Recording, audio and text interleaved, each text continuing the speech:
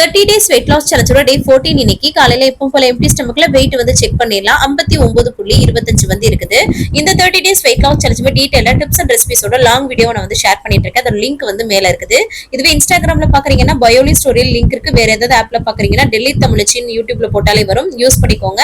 கண்டிப்பா நீங்களும் weight loss வந்து பண்ண முடியும். காலையில எம்டி ஸ்டமக்ல பிளாக் காஃபி மட்டும் குடிச்சேன். காலைல பிரேக்ஃபாஸ்ட்டுக்கு கோதுமையில செஞ்ச நூடுல்ஸ் அது கூட முட்டை பொரியல் வச்சு சாப்பிட்டாச்சு. ஒரு 11 மணிக்கு மேல வந்து கொய்யாக்கால மிளகாய் தூளும் உப்பும் போட்டு சாப்பிட்டாச்சு.